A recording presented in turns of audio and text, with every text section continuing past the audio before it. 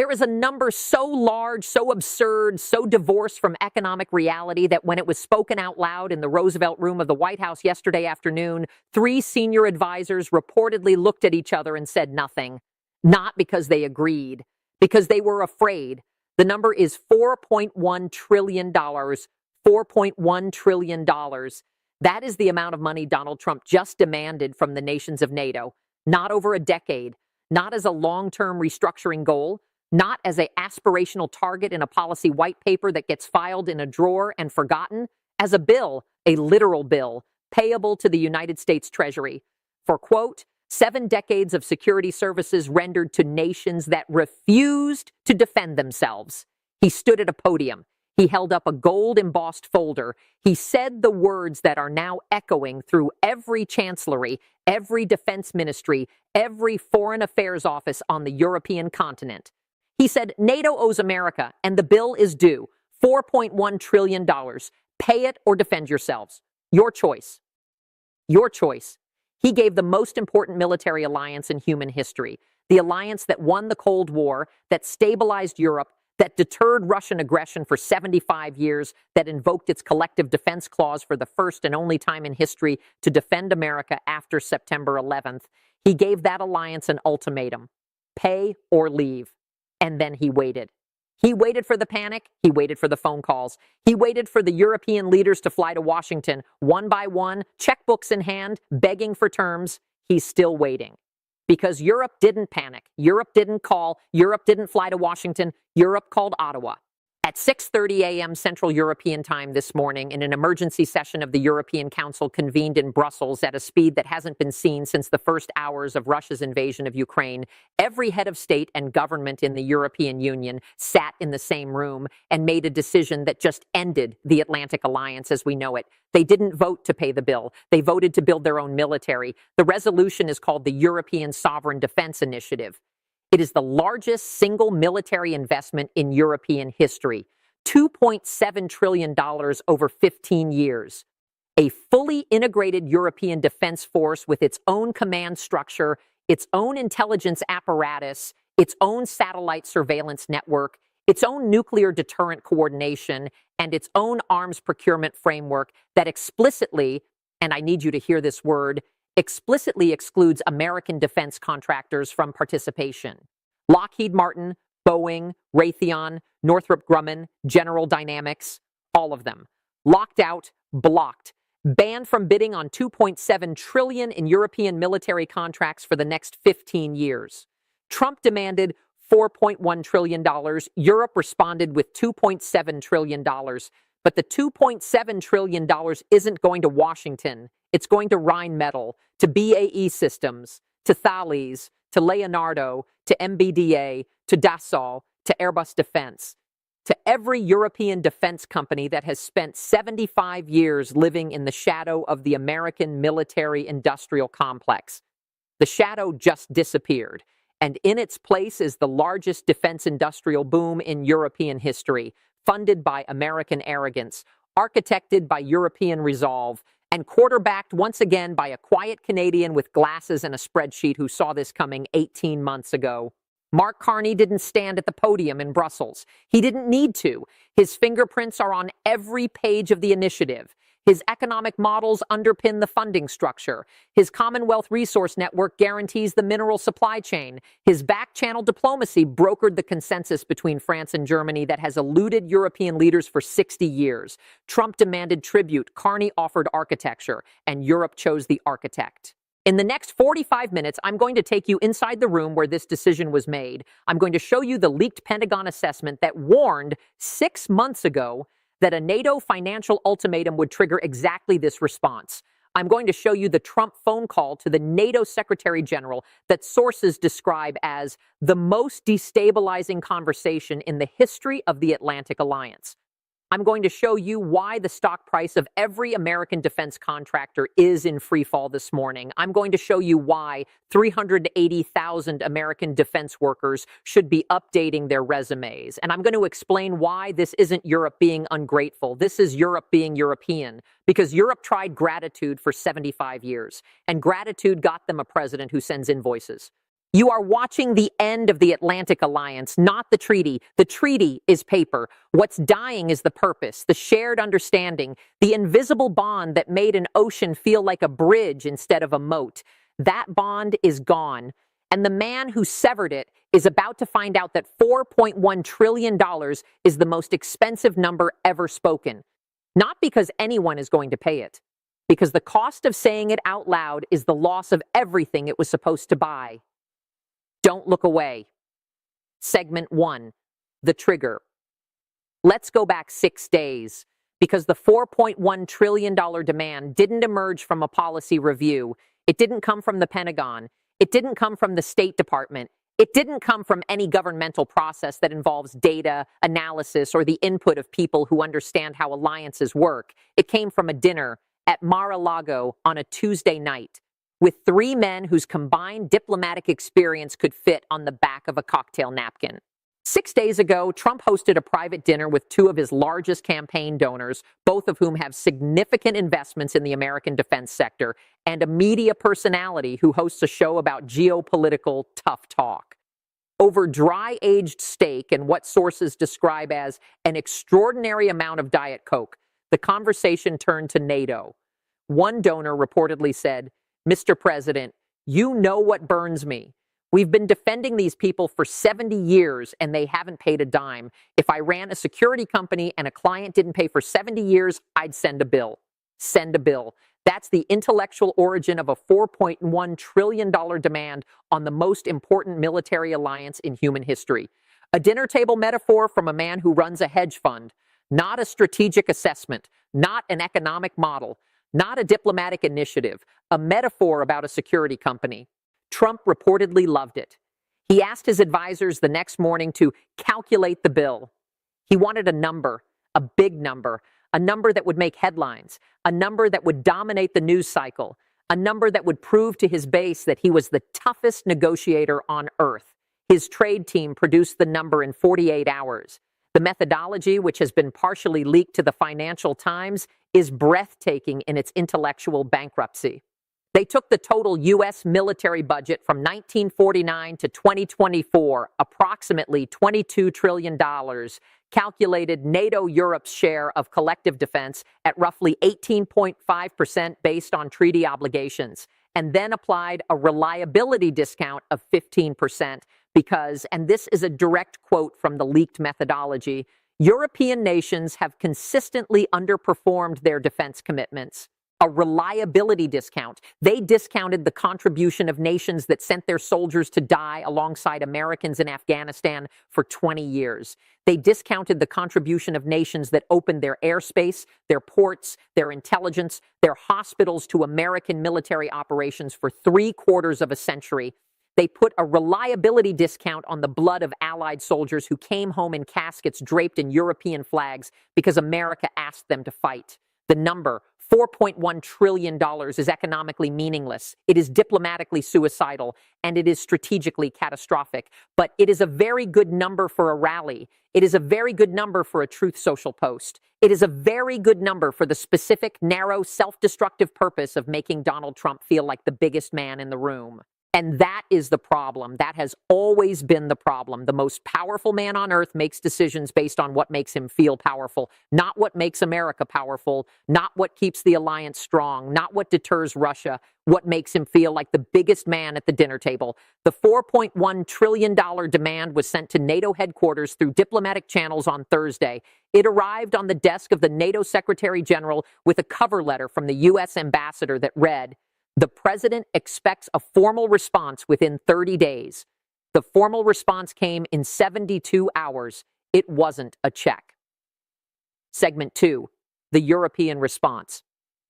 Let me take you inside the room, because what happened in Brussels this morning wasn't a reaction. It was a detonation, a controlled, calibrated, surgically precise detonation that destroyed 75 years of strategic dependence in a single vote. The European Council convened at 7 a.m. emergency session. All 27 heads of state and government. No deputies, no substitutes, every leader in the room. The agenda had one item: response to U.S.-NATO financial ultimatum. The session was chaired by the European Council President, Ursula von der Leyen, president of the European Commission, was seated beside him. She had prepared a 47-page proposal, the European Sovereign Defense Initiative. She had been working on it for 14 months, quietly, secretly, waiting for the moment. Trump gave her the moment. The first leader to speak was Emmanuel Macron. The French president stood and said, "For 75 years, Europe has outsourced its defense to the United States. We did this because we trusted the United States. We trusted that the partnership was mutual. We trusted that the protection was genuine. We trusted that the leader of the free world would never treat the alliance as a protection racket. That trust is gone. The bill on my desk is not a negotiating position. It is an eviction notice, and I will not be evicted from my own continent." Then Olaf Scholz spoke. The German chancellor, a man known for caution, for hesitation, for the kind of deliberative temperament that makes for good governance and boring television, stood and said words that the German foreign ministry later confirmed were unscripted. He said, "Germany has paid for the American alliance in ways that do not appear on any invoice. We paid with our sovereignty. We paid with our foreign policy independence. We paid with our willingness to follow American leadership, even when that leadership was wrong. We did this because we believed in the partnership. We believed we were allies. We are no longer allies. We are debtors. And Germany does not accept invoices from nations that have forgotten the meaning of the word partner." The room was silent for 4 seconds after Scholz finished. 4 seconds is an eternity in a room full of heads of state. Then, one by one, every leader in the room endorsed the initiative. Poland, Spain, Italy, the Netherlands, Sweden, Finland, the Baltic states, who have more reason than anyone to fear Russian aggression and who have relied on American security guarantees more than anyone, voted yes. The Baltic states voted yes. Estonia, Latvia, Lithuania, 3 nations that share borders with Russia, 3 nations that have spent the last 2 years living under the shadow of Russian military aggression, 3 nations that have the most to lose if American protection disappears. They voted to build European defense. They voted to replace American dependence with European capability. They voted despite the risk, despite the fear, despite the geographical reality that Russia is right there, because they concluded that the risk of depending on Donald Trump is greater than the risk of depending on themselves. That is the most devastating verdict on the Trump presidency that has ever been delivered. When the nations most vulnerable to Russian attack choose European defense over American protection because they trust Europe more than they trust Washington, the American security guarantee has lost its meaning. 27-0, unanimous, not a single holdout, not a single abstention, not a single nation that said, "Wait, maybe we should give Trump another chance." Another chance. He's had 8 years of chances, 2 terms, 2 rounds of NATO ultimatums, 2 rounds of threats to withdraw, 2 rounds of calling allies freeloaders and deadbeats and ungrateful parasites, and now a $4.1 trillion invoice. The chances are over. The patience is exhausted, and 27 European democracies just decided together to build a future that doesn't require American permission. Segment 3, the receipts. We do evidence here. Math, documents, data, the things that survive when the spin dissolves. Let's look at the receipts. Receipt 1, the Pentagon warning. 6 months ago, the Office of the Secretary of Defense's policy planning staff completed a classified assessment titled NATO Cohesion Under Financial Stress, Alliance Response Modeling. The assessment was partially leaked to Defense One and independently confirmed by 2 sources with direct knowledge. The assessment modeled various scenarios for U.S. financial demands on NATO allies.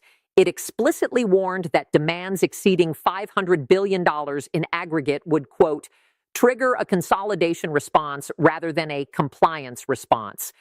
It warned that European leaders would interpret extreme financial demands not as a negotiation, but as a termination, and would respond by accelerating European defense autonomy rather than increasing payments to Washington. The assessment's most devastating finding, a unilateral U.S. financial ultimatum to NATO, risks the most significant strategic reversal since the fall of the Berlin Wall. The probable European response is not capitulation, but consolidation. The creation of a European defense capability that permanently reduces U.S. influence on the continent. Permanently. Not temporarily, not until the next administration. Permanently.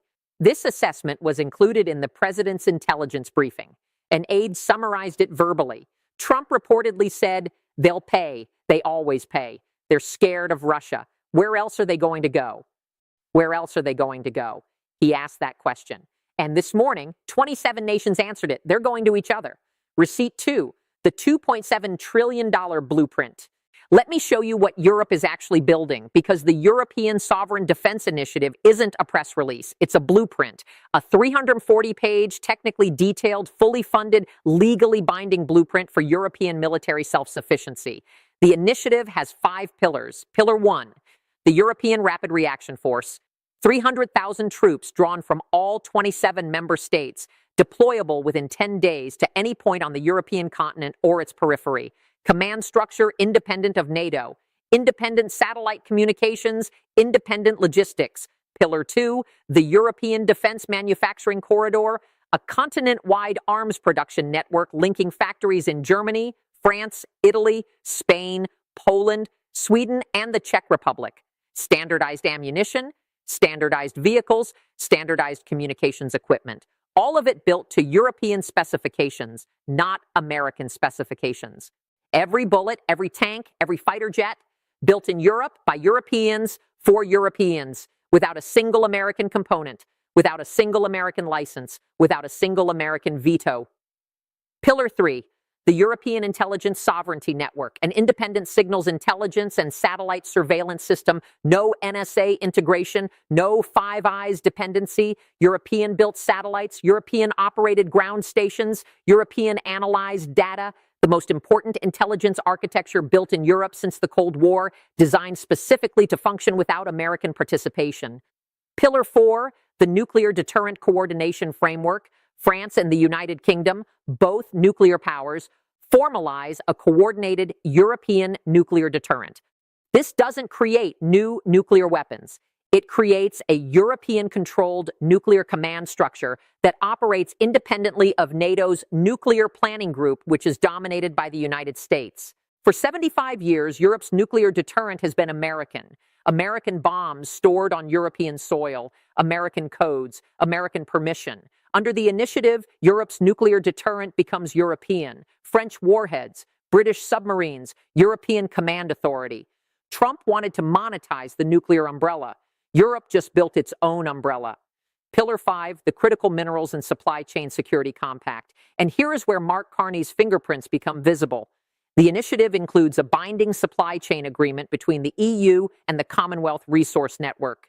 Canadian rare earths, Australian lithium, Brazilian niobium, Indian titanium, all flowing to European defense manufacturers under 20-year supply contracts. Carney built the supply chain, Europe builds the weapons, and the United States, which has supplied European militaries since 1949, is locked out of the most lucrative defense market on earth. Receipt 3, the market verdict.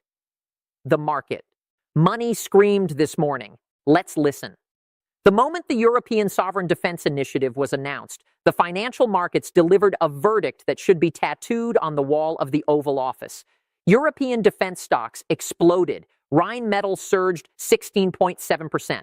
BAE Systems up 12.4%. Thales up 11.8%. Leonardo up 13.2%.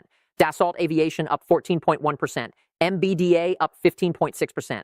The European defense sector gained $234 billion in market value in a single session, the largest single-day gain in European industrial history. Now look at the American side. Lockheed Martin dropped 11.3%, the worst single-day performance since the 2008 financial crisis. Boeing Defense dropped 9.7%. Raytheon dropped 8.4%. Northrop Grumman dropped 7.8%. General Dynamics dropped 6.9%. The American defense sector shed $189 billion in market value. $189 billion. That is the market's assessment of what Trump's $4.1 trillion demand actually cost. Not $4.1 trillion flowing into the Treasury. $189 billion flowing out of American defense companies. Trump's demand didn't make money for America. It destroyed money for America. The defense industrial base, the sector that Trump claims to champion, the sector that employs 2.1 million Americans, the sector that is supposed to be the backbone of American power, just had its worst day in 16 years because the president sent an invoice to the customers who buy its products You don't invoice your customers and expect them to keep buying from you. That's not business. That's economic suicide. And the market just priced in the suicide. Receipt 4, the Carney press conference. 3 hours after the European vote, Mark Carney held a press conference in Ottawa. It lasted 9 minutes. 9 minutes that will be studied in diplomatic and economic courses for the next century. He didn't mention Trump's name. He didn't mention the $4.1 trillion. He didn't mention NATO. He spoke only about the Commonwealth Resource Network's expanded partnership with the European Defense Manufacturing Corridor. He said, Canada is proud to provide the critical mineral supply chains that will power Europe's defense industrial renaissance. Our rare earth processing facilities in Ontario, our nickel refineries in Sudbury, our uranium enrichment capabilities in Saskatchewan, these assets are now integrated into the European sovereign defense supply chain under binding 20-year agreements. This partnership ensures that the democratic world can defend itself with resources sourced exclusively from democratic nations. No nation should be dependent on any single partner for its security. Independence is not disloyalty. It is maturity. Independence is not disloyalty. It is maturity. That sentence is the epitaph of the Atlantic Alliance. Not a bitter epitaph, not an angry epitaph, a calm, measured, mathematically precise epitaph delivered by a man who sees the world through spreadsheets and acts through contracts. A reporter asked, "Prime Minister, is NATO dead?" Carney adjusted his glasses. He looked at the reporter. Then he looked past the reporter into the camera at you. He said, "NATO is a treaty. Treaties survive on paper. Alliances survive on trust. I cannot comment on the state of trust between any two nations. I can only say that Canada builds partnerships with nations that treat partnership as a mutual commitment, not a billing arrangement. Not a billing arrangement. 7 words that separate a world leader from a debt collector. 7 words that explain why 27 nations voted to build their own military. 7 words that explain why $189 billion in American defense value evaporated in a single morning. Trump sent a bill, the world sent a verdict. Segment 4, the psychological breakdown. Let me explain why Donald Trump demanded $4.1 trillion from NATO. Not the stated reason. The real reason. Trump operates on a psychological model that psychologists call transactional narcissism. Every relationship is evaluated based on one criterion. What is this person giving me? If the answer is not enough, the relationship is redefined as exploitation. If the relationship is redefined as exploitation, the response is punishment. Trump looks at NATO and sees exploitation. He sees American troops on European soil. He sees American missiles protecting European cities. He sees American taxpayers funding American defense budgets. And he asks, what are they giving me? Not what are they giving America? What are they giving me? Because in Trump's psychological framework, he is America. The nation and the man are indistinguishable. An insult to Trump is an insult to America. A failure to pay Trump is a failure to pay America. A rejection of Trump is a rejection of America. This conflation of self and state is the most dangerous feature of his psychology because it means every policy decision is filtered through personal emotion. The $4.1 trillion demand isn't a strategic calculation. It's a feeling. The feeling that he is owed. The feeling that the world takes from him without giving back. The feeling that respect is measured in dollars and the dollar amount is never high enough. $4.1 trillion is not a number derived from analysis. It's a number derived from ego. It's big enough to make headlines, big enough to dominate a news cycle, big enough to make Trump feel like the most powerful man at the table. And it's big enough to destroy the alliance that has kept the peace in Europe since 1949. Because here's what Trump's psychology cannot accommodate: the concept that some things are too expensive to demand, that some prices, when spoken out loud, destroy the thing they're trying to buy, that the act of sending an invoice to your allies transforms allies into customers, and customers shop around. $4.1 trillion was the price of the invoice. The cost of sending it is the loss of the alliance. Now look at Europe's response. Look at the psychology of the other side. Europe's psychology on defense has been frozen since 1945. For 75 years, the European posture has been, America protects us, We follow America's lead. We accept America's terms. We absorb America's insults because the alternative, defending ourselves, is too expensive, too risky, and too politically difficult. That freeze just thawed in a single vote because Trump didn't just insult them, he invoiced them. He put a dollar amount on the relationship. And when you put a dollar amount on a relationship, you transform it from an alliance into a transaction. And transactions can be terminated. The $4.1 trillion didn't just offend European leaders, it liberated them. It gave them the political justification to do something they've been afraid to do for 75 years, stand on their own feet. Every European leader who has ever argued for strategic autonomy, every defense minister who has ever proposed an independent European military, every think tank analyst who has ever published a paper on European defense sovereignty, all of them have been waiting for this moment. Not waiting for Europe to be strong enough, waiting for America to be insulting enough, waiting for the provocation that would break the psychological dependency, waiting for the moment when the cost of American protection exceeded the cost of self-reliance. Trump provided that moment. He provided it with a gold-embossed folder and a number that reads like a ransom. And Europe, freed from the psychological cage of American dependency, is now building with a speed and determination that hasn't been seen since the post-war reconstruction. Carney saw this coming. He saw it 18 months ago when he started building the Commonwealth Resource Network. He knew that Trump's psychology would eventually produce a demand so extreme that it would break the alliance. He didn't know the number. He didn't need to. He just needed to build the infrastructure that Europe would need when the break came. The mineral supply chains, the processing capacity, the energy partnerships, the financial architecture, all of it ready, all of it waiting, all of it designed to plug seamlessly into a European defense system that didn't exist until this morning. Carney didn't cause the break. Trump caused the break. Carney just made sure that when the break came, the pieces fell toward Ottawa instead of into chaos. That is the difference between a strategist and a showman. The showman causes the earthquake. The strategist builds on the rubble. Segment 5, the consequences for you. Let me bring this to your job, your taxes, your retirement, your security, because a European defense initiative sounds like it happens on a continent you visit for vacation, but the consequences don't stay in Europe. They cross the Atlantic, and they land on your paycheck, your job. The American defense industry employs 2.1 million people directly and supports another 3.4 million jobs indirectly.